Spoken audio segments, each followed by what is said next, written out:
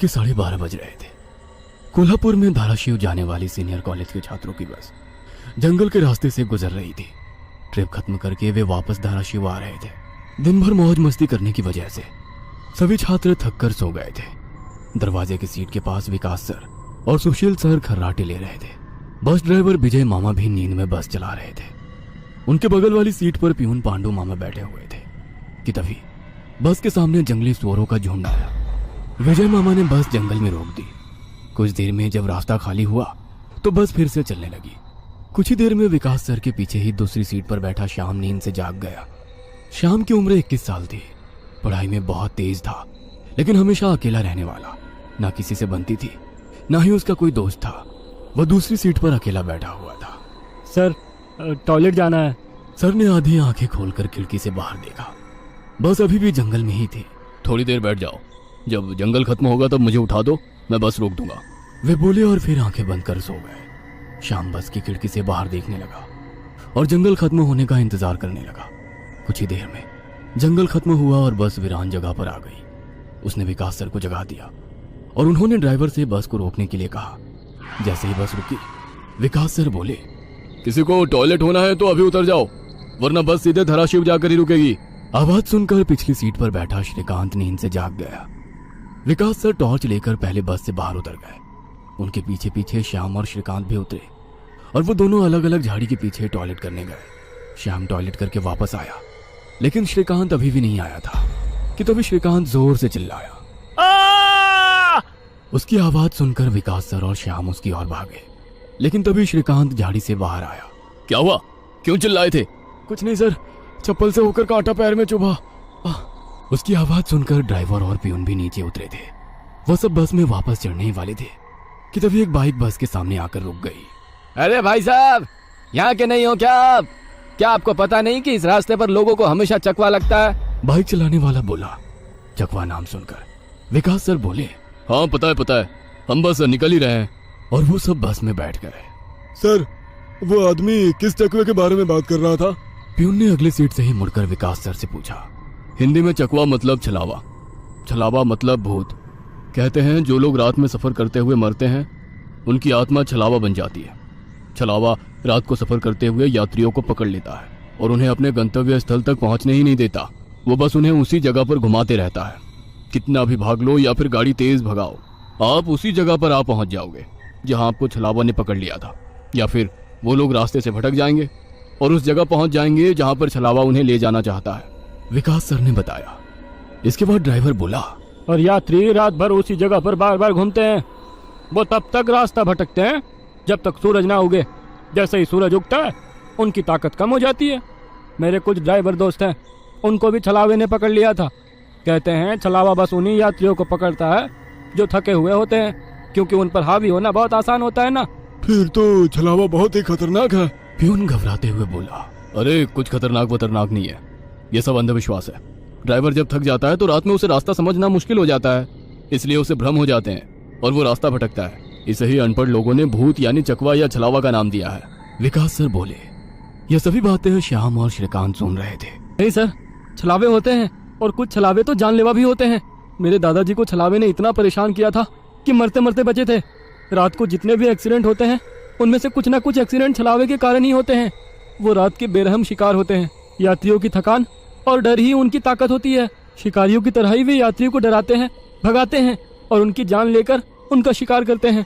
हमें बस इतना पता चलता है कि कार एक्सीडेंट में उनकी मौत हो गई है, लेकिन मौत का कारण छलावा ही होता है सर। श्याम ने डरावनी आवाज में कहा। सर, इस का कुछ मत सुनो, इसकी बुआ राइटर है, उन्हीं से सुनी होंगी ये बातें।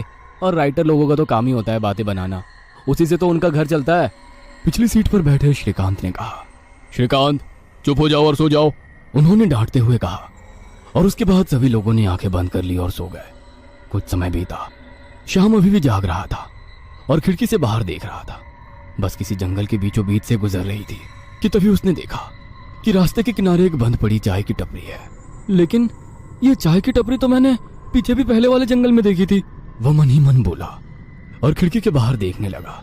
तब उसे पता चला कि वो तो वही जंगल है जो वीरान जगह से पहले आया था। वह भागते हुए ड्राइवर के पास गया। विजय मामा नींद में बस चला रहे थे। बीच बीच में आंखें झपका रहे थे। विजय मामा, बस कौन से जंगल में है? होगी किसी जंगल में। रास्ते में जंगल कम है क्या? नहीं मामा, हम वापस उसी जंगल में पहुंच गए हैं जहाँ पर बस के सामने जंगली सुअर आ गए थे। नहीं बेटा, तुम्हें कुछ तो गलतफहमी हो रही है। वो जंगल तो कब का पीछे छूट गया है ना। उनकी बहस सुनकर विकास सर नींद से जाग गए। क्या हुआ श्याम? सर, हमें छलावा लग चुका है। उसने हमें पकड़ लिया है क्योंकि बस वापस उसी जंगल में आई है जहाँ से पहले गुजरी थी। लेकिन विकास सर भी ड्राइवर की तरह उस पर विश्वास नहीं कर रहे थे। सर, अगर आपको मेरी बात पर यकीन नहीं हो रहा है तो बाहर देखो, अभी कुछ देर रास्ते के किनारे एक ट्रक दिखाई देगा जो एक्सीडेंट में पलटी हो चुका है। और कुछ ही देर में रास्ते के किनारे सभी को पलटी हुई ट्रक दिखाई दी। ये देखकर सभी हैरान हो गए थे। ड्राइवर ने भी मान लिया कि श्याम सच बोल रहा है कि तभी जंगल खत्म हो गया और बस वही सुनसान वीरान जगह पर पहुंच गई जहां पर वो कुछ देर पहले टॉयलेट करने के लिए रोक दी गई थी। ये देखकर सभी की आंखें फटी की फटी रह गई थी। विकास सर की तो बत्ती ही गोल हो गई थी। श्रीकांत पिछले सीट से आगे आ चुका था। सबके चेहरे का रंग उड़ गया था। बस अभी भी रास्ते पर चल रही थी कि तभी वो फिर से वापस वही जंगल में पहुंच गई। वह सभी जान गए कि उन्हें छलावा ने पकड़ लिया है। ड्राइवर कोई दूसरा रास्ता मिलता है या नहीं ये देख रहा था, लेकिन फिर भी बस वापस उसी जंगल में आ जाती थी। ऐसा लग रहा था कि मानो पूरी दुनिया में बस वही एक रास्ता है जो घूम फिर कर उसी जंगल में ले आता है। सर, अभी इस छलावे से कैसे निकले? मैंने सुना है कि छलावे से बाहर तभी निकल सकते हैं जब सुबह हो जाए। इसका मतलब हमें रात भर इसी सड़क से गुजरना होगा, जंगल से वीराने में और वीराने से जंगल में। क्यों ना हम सुबह होने का इंतजार करते हुए उसी वीरान जगह पर रुक जाए। ड्राइवर बस चलाते हुए बोला। लेकिन शायद मैंने सुना है कि छलावे में रुकना ठीक बात नहीं है। नहीं सर, मेरी बुआ ने बताया था कि अगर सेफ जगह मिल जाए तो रुकने में कोई परेशानी नहीं है। बस इतना ही पता है तुम्हें? और कोई तरीका नहीं है क्या? है, लेकिन वो अभी के लिए नहीं है। और वैसे भी अगर जिस छलावे ने हमें पकड़ा है, अगर वो कमजोर हुआ तो उसकी शक्तियाँ कुछ ही देर में कमजोर हो जाएंगी और हम छलावे से छूट जाएंगे। फिर वो छलावा हमें नहीं पकड़ सकता। इन सभी की बातें सुनकर सोए हुए सुशील सर जाग गए। अरे क्या हुआ? आ गया क्या मेरा बोरगांव? सुशील सर उबासी लेते हुए बोले। तभी सभी ने उन्हें घटी हुई घटना बता दी। यह सुनकर सुशील सर के तो मानो होश ही उड़ गए। लेकिन तभी ड्राइवर जोर से चिल्लाया, सर, आगे एक गांव आया है। यह सुनकर सभी लोग ड्राइवर की तरफ भागे। तब उन्हें रास्ते के किनारे एक बोर्ड दिखाई दिया जिस पर लिखा था, बोरगांव में आपका स्वागत है। यह देख सुशील सर जोर से चिल्लाए, ये तो मेरा गांव है, लेकिन हम यहाँ इतने जल्दी कैसे पहुंचे? हमें तो कोल्हापुर से निकले मुश्किल से 2 घंटे हो गए हैं और मेरा गांव कोल्हापुर से 6-7 घंटे की दूरी पर। ये आपका गांव नहीं है सर, छलावा है। आपके मुंह से बोरगांव का नाम सुनकर छलावा हमें बोरगांव दिखाकर गुमराह कर रहा है। लेकिन अच्छा हुआ बोरगांव आ गया। मुझे लगता है कि हमें यहाँ पर सुरक्षित जगह ढूंढकर छिप जाना चाहिए। और सुशील सर के घर से ज्यादा सुरक्षित किसका घर हो सकता है? लेकिन सर, छलावे में एक जगह पर रुकना खतरे से खाली नहीं है और छलावा खुद में ही खतरा है। वो खुद में सुरक्षित जगह कैसे रख सकता है? तुझे मेरे से ज्यादा पता है क्या? बचपन से मैं भूतों के बारे में सुनते और पढ़ते आया हूँ। तू तय रहा। विजय मामा, बस सुशील सर के घर की तरफ ले चलो। सुशील सर ने ड्राइवर को अपने घर का रास्ता दिखाया, लेकिन तभी उन्हें उनके गली में लोगों की भीड़ दिखाई दी। बस आगे नहीं जा सकती थी, इसीलिए उन्होंने बस दूर ही खड़ी कर दी। भीड़ में खड़े लोग जोर जोर से रो रहे थे और भीड़ का रुख सुशील सर के घर की तरफ ही था। भीड़ के रोने की आवाज सुनकर वे सभी लोग डर गए। सुशील सर बस से उतरे और भीड़ में घुस गए। वह सभी भीड़ को चीरते हुए सुशील सर के घर के सामने जा पहुंचे और आगे का नजारा देख उनकी रूह कांप उठी, क्योंकि जमीन पर खून से लथपथ 4 लाशें पड़ी हुई थी और वो लाशें थी सुशील सर के बीवी बच्चे की और उनके माता पिता की। उन सभी की किसी धारदार हथियार से गला काटकर हत्या कर दी गई थी। खुद के परिवार की लाशें देखकर सुशील सर का दिल सहम गया और वो रो पड़े। ये क्या हो गया? किसने मारा उन्हें? उन्होंने रोते हुए एक आंख वाले बूढ़े आदमी से पूछा, आज तुम्हारे बीवी ने चाकू से तुम्हारे बच्चे का और तुम्हारे माता पिता का गला चीरकर उन्हें मार डाला और फिर खुद का गला काटकर खुदकुशी कर ली। क्या? लेकिन क्यों? उसने ऐसा क्यों किया? अरे तुमने ही उसे ऐसा करने पर मजबूर किया होगा, वरना वो तो बहुत ही समझदार और नेक दिल इंसान थी। क्या? शादी के इतने सालों बाद भी मैंने उसे कभी रुलाया नहीं है और आप मुझ पर इल्जाम लगा रहे हैं? तुमने ही उसे ऐसा करने पर मजबूर किया है। ये लो चाकू और अपनी जान देकर अपने गुनाह का प्रायश्चित कर लो। वैसे भी तुम अकेले इस दुनिया में जीकर क्या करोगे? खुद की जान दे दो, वरना उनकी आत्मा को कभी शांति नहीं मिलेगी। न जाने सुशील सर को क्या हुआ, वो उस आदमी की बातों में आ गए ऐसा लग रहा था कि वो उसकी बातों से वश में आ गए थे। उन्होंने वो चाकू अपने हाथ में लिया और रोते हुए बोले, हाँ हाँ, मैं प्रायश्चित करूंगा, मैं अपनी जान दूंगा। वैसे पास खड़े ड्राइवर ने उन्हें रोका। अरे सर, ये आप क्या कर रहे हो? ये सब छलावा है, आपका परिवार नहीं है, आपका परिवार घर पर सुरक्षित है। तभी एक आंख वाला आदमी बोला, ए, तूने अगर एक लफ्ज भी आगे कहा तो तुम्हें पकड़कर गांव के बीचों बीच सूली पे चढ़वा देंगे। यह सुनकर ड्राइवर डर गया और चुप बैठ गया। सुशील सर ने जमीन पर बैठकर चाकू की धार अपने गले पर रखी। सर, ऐसा मत करिए, यह सब कुछ छलावा है, इसके चंगुल में मत फंसिए सर। लेकिन फिर भी सर होश में नहीं आ रहे थे, इसीलिए प्यून ने गुस्से में आकर उनको चांटा मारा। तब जाकर वो होश में आ गए और उन्होंने चाकू नीचे फेंक दिया। ये देख एक आंख वाला आदमी गुस्सा हो गया। भाइयों, इन लोगों को भीड़ से बाहर निकाल दो, इन्हें हम बाद में देखेंगे, पहले इस सुशील के बच्चे को पकड़ लो। ये सुनकर भीड़ में खड़े लोगों ने सभी को भीड़ से बाहर कर दिया। श्रीकांत, विकास सर, प्यून और ड्राइवर भीड़ के अंदर घुसने की कोशिश कर रहे थे, लेकिन अंदर घुस नहीं पा रहे थे। सुशील सर के हाथ पैर बांधकर उन्हें जमीन पर बिठाया गया। सुशील सर अपनी जान की भीख मांग रहे थे। मुझे कोई बचाओ, विकास सर, पांडु मामा, मुझे प्लीज बचाओ, मुझे बचाओ। वो चिल्ला रहे थे कि तभी एक आंख वाले आदमी ने चाकू से सुशील सर का गला काटा और उनका सर धड़ से अलग कर दिया। उसने उनका सर हाथ में पकड़ा और भीड़ के बाहर हवा में फेंक दिया। वो सीधे श्रीकांत और श्याम के सामने आ गिरा। वो दोनों चीखे। तब एक आंख वाला आदमी बोला, भाइयों, इन शहरी लोगों ने सुशील को बचाने की जरूरत की है, उन्हें भी पकड़कर उनका गला काट दो। वैसे भीड़ में खड़े लोग इन सब लोगों की तरफ मुड़े। वो गुस्से से इनकी तरफ देख रहे थे। तभी उन्हें बस के हॉर्न की आवाज आई। जल्दी से भागो, जल्दी करो। कुछ ही दूर बस में बैठे ड्राइवर मामा चिल्लाए। उनकी आवाज सुनते ही श्याम, श्रीकांत, विकास सर और प्यून बस की तरफ भागे। भीड़ उनका पीछा कर रही थी। ये सभी लोग जैसे तैसे बस में चढ़ गए। गांव वालों ने बस पर पथराव किया। बस के कांच टूटकर बच्चों के शरीर में उसके टुकड़े घुस गए, लेकिन उसमें से कोई भी नींद से जागा नहीं था, क्योंकि वो सब छलावे के प्रभाव से मोहित होकर सो गए थे। श्याम, विकास सर और श्रीकांत के शरीर में भी कांच के टुकड़े घुस गए थे। कुछ लोग बस के सामने खड़े होकर रोड से बस को तोड़ रहे थे कि तभी ड्राइवर ने उन पर बस चढ़ा दी और बस वहां से चल पड़ी। जैसे तैसे बस गांव से बाहर आ गई। हर कोई अपने शरीर से कांच के टुकड़े निकालने में लगा हुआ था। श्रीकांत अपने हाथ में घुसा कांच का टुकड़ा निकाल रहा था कि तभी प्यून वहां पर आया। भतीजे, रुक, मैं निकालता हूँ, वो बोला, क्योंकि श्रीकांत उनकी बहन का बेटा था। बस फिर से वापस जंगल में आ गई थी। न जाने कब वो छलावा उन्हें अपने गिरफ्त से छोड़ने वाला था। सुशील सर की अभी अभी मौत हो चुकी थी। हर कोई घबराया हुआ था। श्याम, अब बताओ हम क्या करें? अरे इसे क्या पूछना है, इसकी वजह से आज सुशील सर की जान चली गई है और हम सब मरते मरते बचे हैं। चुप हो जाओ। हमने उन्हें बचाने की कोशिश की, लेकिन वो खुद अपने भावना को रोक नहीं सके और इसीलिए मारे गए। इसमें मेरी कोई गलती नहीं है। श्याम सफाई देते हुए बोला, लेकिन अब हम क्या करें? हमें बस सुबह होने का इंतजार करना होगा और बिना कहीं रुके बस चलाते रहना होगा। अरे लेकिन बस में इतना डीजल भी नहीं है कि सुबह होने तक चले। अगर बस का डीजल सुबह से पहले खत्म हो गया तो हम इस छलावे का शिकार हो जाएंगे। ये भी है, ये छलावा तो मेरे सोच से ज्यादा ताकतवर निकला। आज अमावस्या है, शायद ये अमावस छलावा है। बुआ कहती थी कि छलावे के बहुत से प्रकार हैं, जिससे सबसे खतरनाक अमावस छलावा होता है। ये सिर्फ और सिर्फ अमावस की रात शिकार करने के लिए बाहर निकलता है। इसे अकेले 2 या 3 लोगों की शिकार करना पसंद नहीं है। जहाँ पर यात्री बहुत सारी संख्या में होते हैं, बस उन्हीं पर यह छलावा हावी हो जाता है। वो सबसे पहले सबसे ज्यादा कमजोर और सफर में थके हुए इंसान को ढूंढता है, उन्हें डर दिखाता है और जब उसकी डर से मौत हो जाती है तो उसके शरीर पर कब्जा करता है और बाकी यात्रियों के बीच में रहकर उन्हें गुमराह करता है। उन्हीं छलावे में बस घूमता रहता है और जब सभी यात्री थक जाते हैं तब उनका शिकार करता है। और मेरे हिसाब से हम जिस छलावे के चंगुल में फंसे हैं वो अमावस छलावा ही है और वो अभी हमारे बीच में ही है। श्याम डरावनी आवाज में बोला। यह सुनकर सभी के होश उड़ गए थे। वो सब तो ठीक है, लेकिन अब हम इस छलावे से बाहर कैसे निकले? ड्राइवर ने पूछा।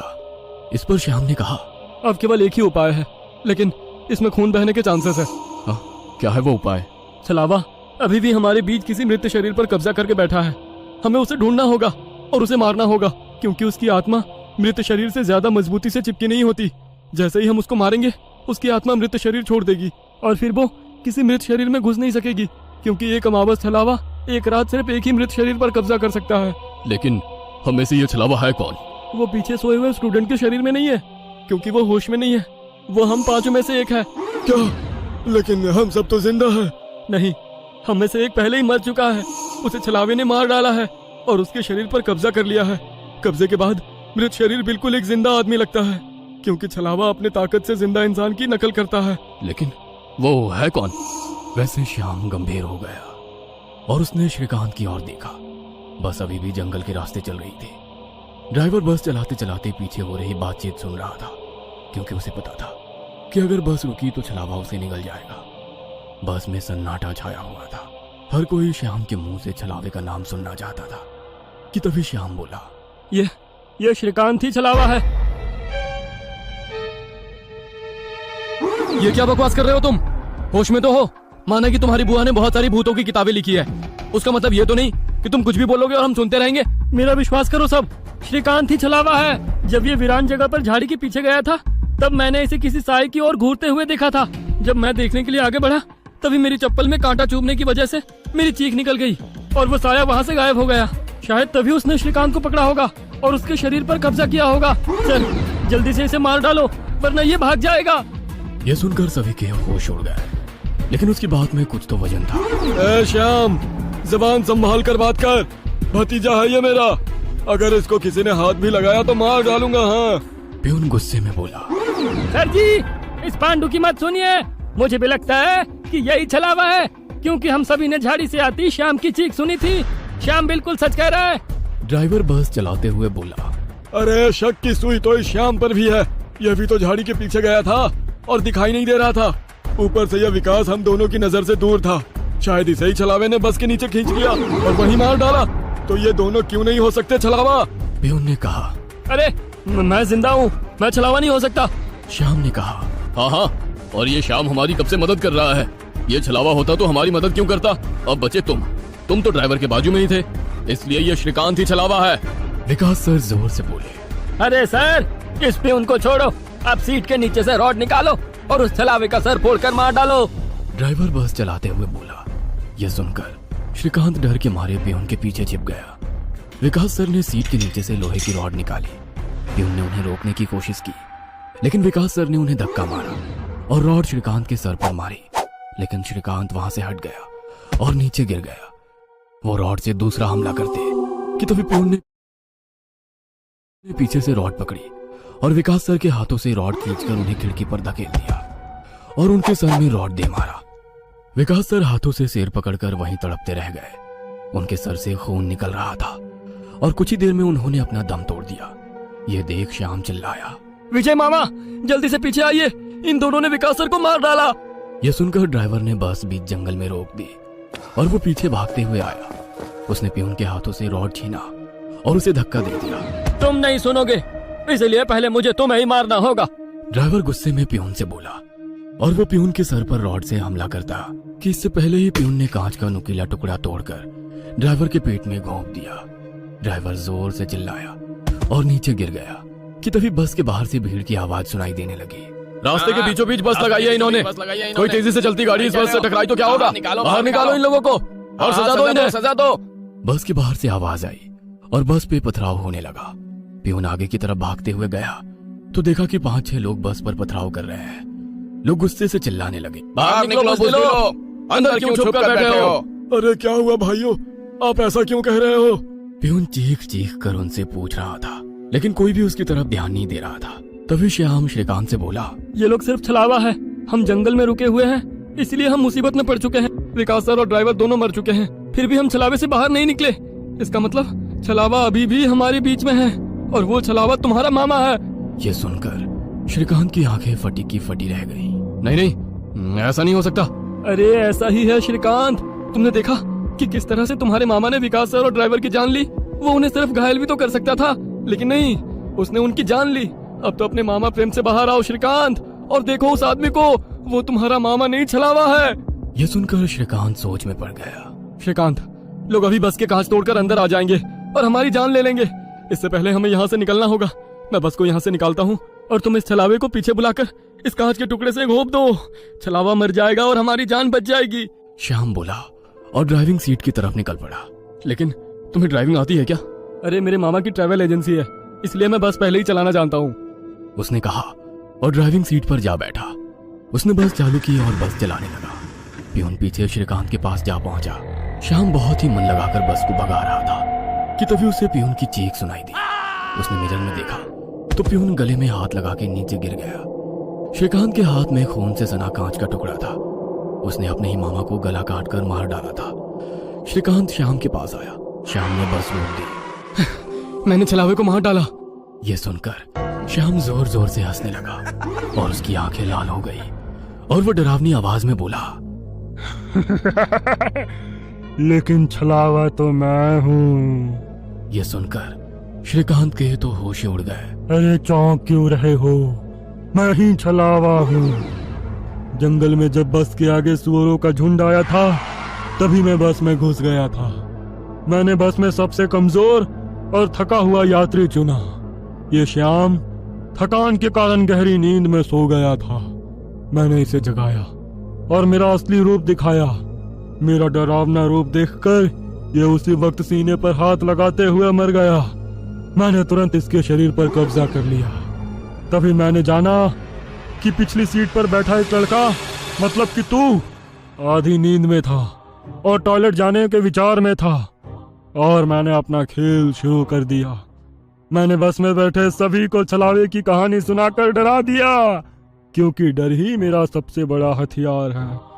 मैंने जानबूझकर तुम सबको गुमराह किया और सुशील सर के गांव ले गया और तुम्हें छलावे में रुकने के लिए मजबूर किया और सुशील सर की जान ली। मैंने ही विकास सर, तेरा मामा और ड्राइवर को एक दूसरे से लड़ाया ताकि वो आपस में लड़ कर मर सके। और आखिर मैंने तुम्हारे हाथों से ही तुम्हारे मामा का खून करवाया। ऐसा कहकर वो हंसने लगा। यही मेरा खेल यानी कि शिकार थी। तूने अपने ही मामा की जान ली, उस मामा की जिसने तुम्हें बचाने के लिए अपने जान पर खेलकर 2 आदमियों की जान ली। अब तुम्हारा जी कर क्या फायदा? यह सुनकर श्रीकांत की आंखों में आंसू आ गए। उसे अपनी गलती का एहसास हो गया। श्रीकांत, आओ बैठ जाओ इस ड्राइविंग सीट पे और ठोक दो इसे किसी पेड़ पे। ले लो खुद की और इन सभी यात्रियों की जान। छलावा श्रीकांत की आंखों में देखकर बोला। शायद उन लाल आंखों का जादू श्रीकांत पे हो रहा था। वो छलावे की बातों में आ गया था, जैसे सुशील सर आ गए थे और खुद की जान लेने के लिए तैयार हो गए थे। शायद श्रीकांत को अपने किए का पछतावा हो रहा था और वो छलावे की बात मानने वाला था कि तभी श्रीकांत ने अपने आंसू पूछे और वो जोर से चिल्लाया, मामा! छलावे को पीछे पैरों की आहट सुनाई दी और उसने मुड़कर देखा कि तभी पियून ने लोहे का रॉड छलावे के सर पे दे मारा और उसके सर पर 4-5 बार हमला कर उसका सर कुचल दिया। तुम्हें क्या लगा खेल केवल तुम ही खेल सकते हो? अरे मैंने तो तुम्हें तभी पकड़ लिया था जब तुम विकास सर और ड्राइवर की मौत देखकर मुस्कुरा रहे थे। तुम अपनी खुशी छुपा नहीं पाए। तब मेरे दिमाग में तुम्हारी बातें आई। जानबूझकर तुमने हमें गुमराह करके छलावे में रोका और तुम्हारी वजह से सुशील सर की जान गई। तुमने मुझ पर ही छलावा होने का इल्जाम लगाया, हाँ? और मेरे मामा विकास सर और ड्राइवर के बीच आग लगा दी और बाद में तुमने मुझे ही मेरे मामा को मारने के लिए कहा। और हद तो तब हो गई जब तुमने कहा कि तुम्हारे मामा की ट्रैवल एजेंसी है, जबकि श्याम का मामा तो हमारे कॉलेज के बाहर गोलगप्पे का ठेला लगाता है। श्रीकांत ने अपने मामा के हाथों से लोहे की रॉड ली और छलावे से बोला, अब तुम चैन से शिकार करने के लिए अगले अमावस की रात का इंतजार करो, क्योंकि आज तुम खुद शिकार हो गए हो। और ऐसा कहकर उसने एक रॉड का वार उसके कुचले सर पे कर दिया और उसके शरीर से छलावा काले धुएं के रूप में बाहर निकला और बस के बाहर निकल गया। और जैसे ही छलावा बस से बाहर निकल गया, सभी स्टूडेंट्स नींद से बाहर आ गए। आज पहली बार कोई अमावस छलावा किसी यात्री से हारा हुआ था। बस के ऊपर हवा में उड़ता हुआ छलावा दर्द से तड़पने लगा और चिल्लाते हुए हवा में बिखर गया। उस छलावे को अपनी योनि से मुक्ति मिल गई, क्योंकि ये सृष्टि का नियम है कि जब भी कोई छलावा इंसान से हारता है उसका अंत हो जाता है और उसे मुक्ति मिल जाती है। आधी रात का समय था। एक गाड़ी हवा से बातें करती लोनावला की घुमावदार सड़कों पर दौड़ी चली जा रही थी।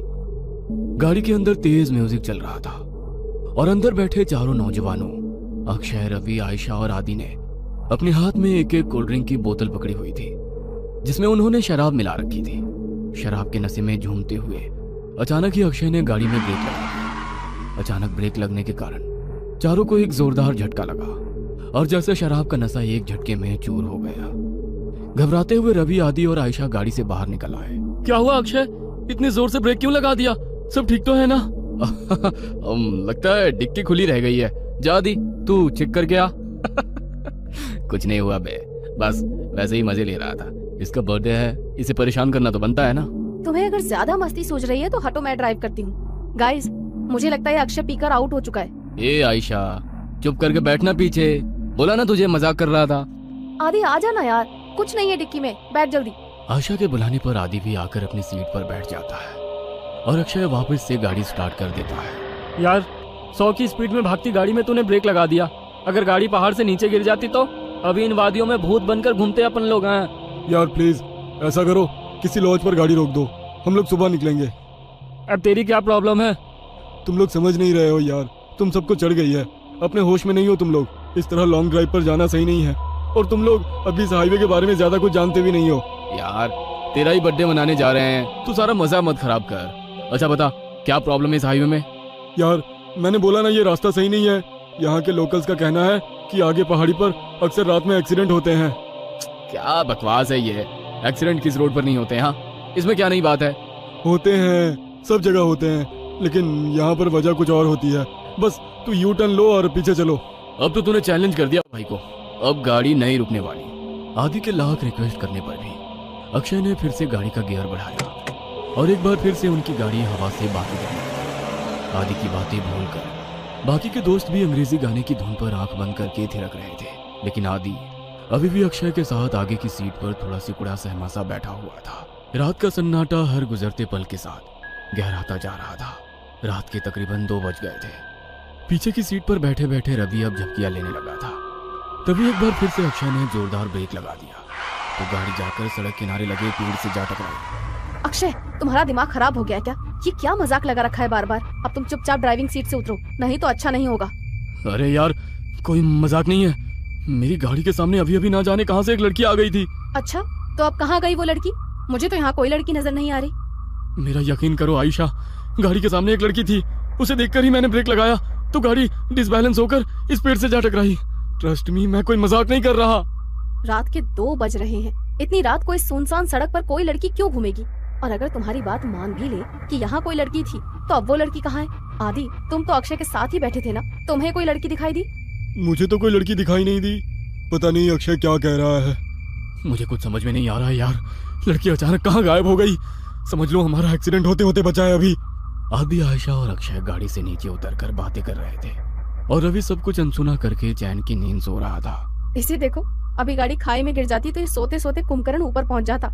इसीलिए बोलती हूँ, लिमिट में पिया करो। हाँ, तू सही कह रही है, शायद मुझे चढ़ गई है।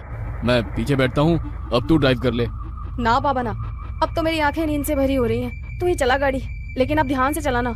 अक्षय एक बार फिर से ड्राइविंग सीट पर बैठ गया और आयशा पीछे बैठकर झपकियां लेने लगी। कुछ देर बाद, यार आदि, मुझे ऐसा लग रहा है हम बार बार उसी रास्ते पर आ रहे हैं। सब गोल गोल घूम रहा है यहाँ, वही पेड़ वही पहाड़। मुझे सच में चढ़ गई है क्या यार? तू एक बार लोकेशन चेक करना। भाई, पहाड़ एक जैसे ही होते हैं, इसमें क्या अलग होगा?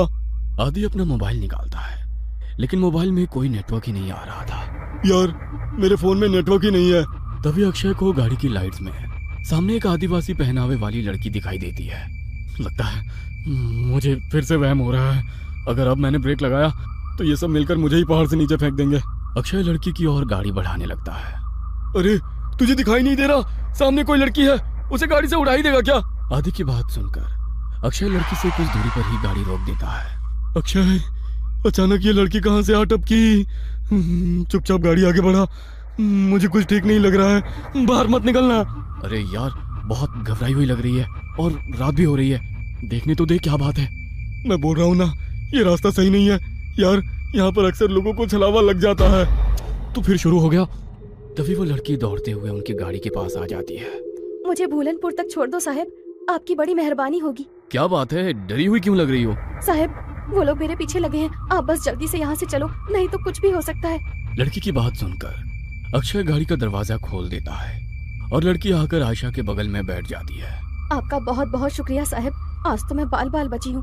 आपको पता नहीं है साहब, इतनी रात गए इधर निकलना सही नहीं है। यहाँ रात गए अपने शिकार की तलाश में छलावा घूमता है। कहते हैं जिसके ऊपर छलावा की नजर पड़ जाए फिर वो नजर बांध देता है। उसके बाद आप वही देखोगे जो वो आपको दिखाएगा। लेकिन तुम भाग क्यों रही थी? कौन था तुम्हारे पीछे? साहब मैं छलावा की पकड़ में आ गई थी, बड़ी मुश्किल से अपनी जान बचाकर भागी हूँ। लड़की अभी अपनी कहानी सुना ही रही थी कि सामने से कुछ लोग मशाल लेकर सड़क के बीचों बीच खड़े हो जाते हैं। अरे ये लोग ऐसे सड़क घेर कर क्यों खड़े हो गए हैं? कौन है ये लोग? ओ शिट, हॉर्न बजा जल्दी। इन लोगों पर हॉर्न का कोई असर नहीं पड़ रहा यार। एक तो घुरे जा रहे हैं और अपनी जगह से टस से मस तक नहीं हो रहे हैं। मुझे तो बहुत गुस्से में लग रहे हैं। क्या करूं, पतली सी सड़क है, अगर ये सामने से नहीं हटे तो गाड़ी रोकनी पड़ेगी। गाड़ी रोकते ही कहीं इन्होंने हम पर हमला कर दिया तो? साहब ये आदमी नहीं है, आप बस गाड़ी मत रोकना। अगर इन्होंने हमें पकड़ लिया तो अच्छा नहीं होगा, हम में से कोई नहीं बचेगा। क्या मतलब है तुम्हारा? मैं उन पर गाड़ी चढ़ा दूं? नहीं नहीं, ये मुझसे नहीं हो पाएगा। अक्षय की गाड़ी धीरे धीरे उस भीड़ के नजदीक पहुंच रही थी। भीड़ में खड़े लोगों के हाथों में जलती हुई मशाल और लाठी डंडे दिखाई पड़ रहे थे। इसके साथ ही उनके चेहरे पर गुस्सा भी साफ साफ देखा जा सकता था। जैसे ही गाड़ी उस भीड़ के नजदीक पहुंचने को हुई, अचानक ही अक्षय को दाईं ओर एक मोड़ दिखाई दिया और उसने गाड़ी उधर ही घुमा दी। अब गाड़ी उस सुनसान रास्ते पर दौड़ती चली जा रही थी। अचानक ही आशा की नींद टूट जाती है। अरे यार ये लड़की कौन है और ये कहाँ आ गए हम लोग? यार आयशा, हम अपनी आंखों से छलावा देख कर आ रहे हैं। बस लास्ट मोमेंट पर अक्षय ने इस रोड पर गाड़ी घुमा ली, नहीं तो पता नहीं आज क्या होता। मुझे तो अभी तक सोच सोच कर ही घबराहट हो रही है। ये सब हमारे साथ क्या हो रहा है, मुझे कुछ समझ नहीं आ रहा। हम लोग अभी एग्जैक्टली है कहाँ, कुछ पता है? आशा के इतना कहते ही अक्षय को सड़क पर एक बोर्ड दिखाई देता है। ये देख, सामने बोर्ड पर लिखा है लोनावला 60 किलोमीटर। लो, हम तो बस 1 घंटे में लोनावला पहुंचने वाले हैं। लेकिन लोनावला पहुंचने में तो 8 घंटे लगते हैं ना। इतनी जल्दी हम लोग लोनावला कैसे पहुंच सकते हैं? आखिर ये कौन सा रोड है जो इतनी जल्दी वहाँ पहुंचा रहा है? वेट वेट वेट, मुझे ऐसा क्यों लग रहा है कि हमारी ये ट्रिप कुछ अनयूजुअल सी हो गई है। रवि सोए ही जा रहा है, इतना कुछ हो गया लेकिन इसकी नींद ही नहीं खुल रही है। आधी रात को तुम्हें ये लड़की मिल जाती है, फिर ये पता नहीं कौन सा नया रास्ता मिल जाता है, और अब तुम कह रहे हो लोनावला बस 60 किलोमीटर बचा है। आई कांट बिलीव इट, कुछ तो गड़बड़ हो रही है हमारे साथ। क्या यार आयशा, तू तो मजे से नींद में झपकियां ले रही थी ना। अगर तूने वो मशाल और हथियार वाले लोग देखे होते तो तुझे भी यकीन हो जाता। अक्षय ने जो उस मोमेंट पर किया वो सही किया, कुछ अनयूजुअल नहीं है। मैं अक्षय को गलत नहीं बता रही हूँ, लेकिन मुझे यकीन नहीं है कि ये रास्ता सही है। आयशा, आदि और अक्षय के बीच बहस चल रही थी कि उन्हें सड़क के किनारे एक ढाबा दिखाई देता है। चलो इस ढाबे पर उतरकर पता करते हैं कि ये रास्ता कहाँ जाता है। नहीं नहीं साहब, मैं गाड़ी से नीचे नहीं उतरूंगी, आप लोग जाइए, मैं यहीं ठीक हूँ। मुझे बहुत डर लग रहा है। मुझे भी लगता है कि हमें यहाँ पर नहीं उतरना चाहिए। जहाँ तक मुझे पता है इस पहाड़ी रास्ते पर कोई ढाबा नहीं है, फिर ये ढाबा अचानक कहाँ से आ गया? अरे यार चलो ना, तुम लोग हर काम बिगाड़ते क्यों रहते हो? कुछ खाने को मिल जाए तो ले लेंगे, फ्रेश भी हो लेंगे। ये रवि तो उठ ही नहीं रहा है, इसके लिए भी कुछ पैक करा लेंगे। आदि और अक्षय के कई बार समझाने पर भी आयशा और वो लड़की गाड़ी से उतरने के लिए तैयार नहीं हुई, इसलिए वो दोनों ही ढाबे के अंदर पहुंच जाते हैं। वहां पहुंचकर अक्षय सिगरेट सुलगा लेता है। आदि, सिगरेट पिएगा? दूर रख इसे, पहले ही शराब पी रखी है, ऊपर सिगरेट। पागल मत बन अक्षय, तुझे गाड़ी भी चलानी है। अरे वो तो कब की उतर गई भाई। कोई है? अरे भाई कुछ मिलेगा खाने के लिए? अक्षय के कई बार आवाज लगाने पर एक रहस्यमयी सा दिखने वाला आदमी अंदर से बाहर आता है। कुछ खाने के लिए है? अक्षय की बात सुनकर वो आदमी एक प्लेट में दाल चावल निकालकर उसकी ओर बढ़ा देता है। छी, ये कैसा खाना है? इसमें तो कीड़े रेंग रहे हैं। खाओ चुपचाप, हम भी कई दिनों से भूखे हैं। अब तुम आ गए हो, अब हमारी भूख भी मिट जाएगी। उस आदमी की रहस्यमयी बातें सुनकर अक्षय बहुत घबरा जाता है। अक्षय उस आदमी को धक्का देकर वहां से भागते हुए गाड़ी की तरफ आ जाता है। आदि चल यहाँ से, ये आदमी मुझे कुछ ठीक नहीं लग रहा है, यहाँ रुकना सही नहीं है। कहाँ तक भागोगे? वो तुम तक पहुंच चुका है, छल चुका है तुम्हें, अब तुम में से कोई नहीं बचेगा। इतना कहकर वो आदमी वहां से गायब हो जाता है। अक्षय और आदि हाँफते हुए वापस गाड़ी में आकर बैठ जाते हैं। गाड़ी में बैठ आदि, हम अभी भी छलाव में हैं और उस आदमी ने अभी अभी हमसे कहा कि वो हम तक पहुंचकर हमें छल चुका है। इसका मतलब कहीं ये तो नहीं कि छलावा हम में से ही कोई एक हो? अबे क्या बकवास कर रहा है, क्या नई कहानियां बना रहा है अब तू? अरे तू तो पूरे रास्ते सो रहा था ना, तुझे नहीं पता हमारे साथ क्या क्या हुआ है? तू चुप रह, ये ढाबा भी एक छलावा ही था। कुछ समझ नहीं आ रहा है क्या सच है क्या भ्रम। एक मिनट रवि, इतनी बार गाड़ी रुकी, इतना शोरगुल हुआ, तेरी नींद कैसे नहीं टूटी? तो रवि ही है ना? कहीं ऐसा तो नहीं कि यही छलावा हो? सोचो गाइस, पूरे रास्ते इसने हमसे कोई बात नहीं की है। ए, तुम लोग पागल हो गए हो क्या? हाँ, मुझे तो लगता है ये लड़की ही छलावा है। आधी रात को सड़कों पर लड़कियां नहीं प्रेत घूमती हैं। मेरी मानो तो इसे पहाड़ से नीचे धकेलकर छुटकारा पाओ इससे। देखना, उसके बाद सब सही हो जाएगा। पागल मत बनो, मैं एक इनोसेंट लड़की को ऐसे कुछ भी करने नहीं दूंगा। मुझे तो लगता है साहब, ये आदि सर ही छलावा है। यही हमें ढाबे में ले जाने के लिए पीछे पड़े थे। ये सब इनकी ही चाल है। अरे बस करो तुम सब के सब, ये क्या तमाशा शुरू कर दिया? तुम चुप करो अब। मैं अभी मरना नहीं चाहती। सबसे पहले तो मैं इस लड़की का काम तमाम करूंगी। मुझे भी लगता है कि ये लड़की ही गड़बड़ है। आयशा अपने बगल में बैठी उस आदिवासी लड़की का गला दबाने लगती है। आयशा को उस लड़की का गला दबाते देखकर अक्षय गाड़ी रोक देता है और उसे बचाने की कोशिश करने लगता है। इस लड़की के लिए मैं अपने दोस्तों की जान खतरे में नहीं पड़ने दूंगा। तभी रवि गाड़ी में रखी लोहे की रॉड उठाकर उस लड़की के सर पे दे मारता है। ये क्या कर दिया तूने? बस खत्म हो गई प्रॉब्लम। इसकी बॉडी को गाड़ी से बाहर फेंको और आगे बढ़ो। लड़की को मारने के बाद वे लोग उसकी बॉडी को गाड़ी से नीचे उतार रहे होते हैं कि तभी दूसरी ओर से कुछ गांव वाले मशाल लेकर उनकी ओर दौड़ते दिखाई पड़ते हैं। ये तो वही लोग हैं ना जिसे ये लड़की छलावा बोल रही थी। इसका मतलब छलावा अभी भी हमारे आसपास ही है। जल्दी चलो यहाँ से। वे चारों घबराकर फिर से गाड़ी में बैठ जाते हैं। देखो, सुबह होने में बस 1 ही घंटा बाकी है। हमारे बीच जो भी छलावा है वो अगले 1 घंटे में हम सबको अपने साथ ले जाएगा। हमें उसके बारे में पता लगाकर उसे खत्म करना होगा, नहीं तो हम में से कोई नहीं बचेगा। Calm down. ये जो कुछ भी है इसने हमारी सोचने की शक्ति को खत्म कर दी है। हम लोग एक भ्रम में हैं। क्या सच है क्या झूठ कुछ भी समझ नहीं आ रहा है। वो हमें इमोशनली ब्रेक कर रहा है ताकि हम पर काबू कर सके। तू अपना प्रवचन अपने पास रख, मैं तुम तीनों को ही खत्म कर दूंगा। तो छलावा के बचने का कोई चांस भी नहीं रहेगा। तो मुझे भी मार देगा रवि? तू तो मुझसे प्यार करता था ना। Shut up! मुझे यहाँ से जिंदा अपने घर जाना है बस। इससे पहले कि रवि आयशा को मारता, आयशा अपने गले में पहने हुए स्कार्फ से रवि का गला घोटने लगती है। तू ही है वो राक्षस, तुझे ही खत्म कर देती हूँ, सारी प्रॉब्लम खत्म हो जाएगी। आयशा और रवि के बीच होती हाथापाई को देखकर अक्षय अचानक से अपनी सीट के पास रखी बियर की बोतल को आदि के सर पर दे मारता है। उस फूटी हुई बोतल से ही अक्षय आदि के ऊपर एक के बाद एक कई सारे वार कर देता है। अक्षय के आदि पर हमला कर देने से अचानक ही आदि का चेहरा बदलने लगता है और वो एक खौफनाक चेहरे वाले प्रेत में बदल जाता है। आदि का चेहरा बिल्कुल काला हो गया था और उसके बदन पर कपड़े भी पुराने और फटे दिखाई दे रहे थे। हैरानी से अक्षय की ओर घूरते हुए वो जोर से चिल्लाया, नहीं, ये नहीं हो सकता। आज तक मेरे भ्रमजाल से निकलकर कोई बाहर नहीं आ पाया है। तुझे कैसे पता चला कि मैं ही छलावा हूँ? पिछले काफी देर से मैं आज रात की सारी घटनाओं की कड़ियां आपस में जोड़ने की कोशिश कर रहा था।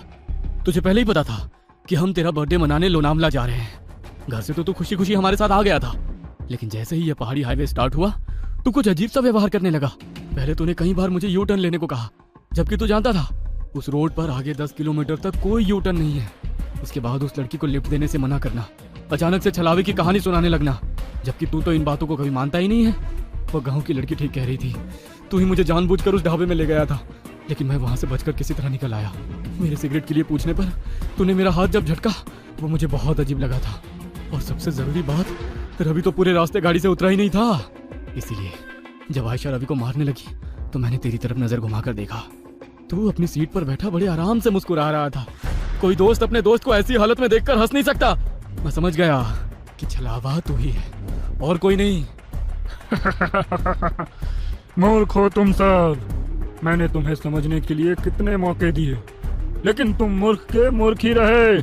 मैंने तुम्हें बताया था, छलावा जो चाहेगा तुम बस वही देखोगे। मैंने तुम लोगों की नजर और दिमाग को बांध रखा था। गांव के लोग उस लड़की को नहीं, मुझे पकड़ने के लिए तुम्हारा पीछा कर रहे थे। इसलिए मैंने तुमसे कहा कि गाड़ी मत रोकना। मैंने ही तुम्हें वो ढाबा दिखाया ताकि तुम सब वहां नीचे उतर जाओ और मैं अपना शिकार कर लूं। लेकिन ये आयशा बहुत चालाक है। इसने गाड़ी से उतरने से मना कर दिया था, इसलिए मैं वहां शिकार करने से चूक गया। बस कुछ देर की बात और थी।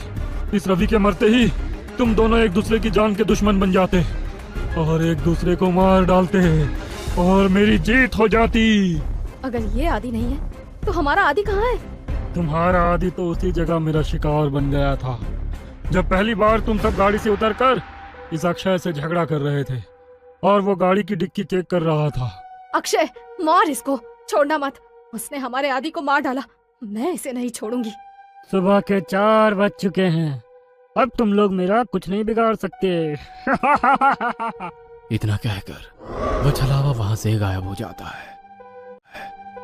जन्मदिन के दिन ही अपने दोस्त को खोने के गम ने उन सबको तोड़ कर रख दिया था। उस रात छलावे से उनकी जान तो बच गई थी, लेकिन अपने दोस्त को खोने का गम जीवन भर उनके सीने पर बोझ बनकर उन्हें सालता रहा।